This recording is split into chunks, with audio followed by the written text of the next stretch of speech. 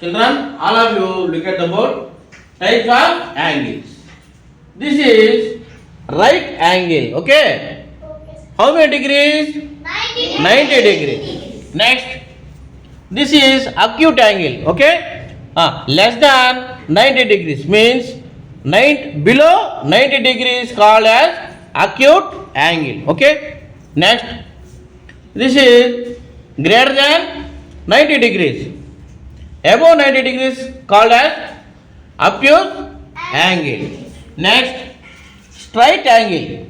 This is 180 degrees. Okay. Next, greater than 180 degrees. Above 180 degrees. This is called as reflex angle. Okay. Next, complete angle. This is 360 degrees. Okay.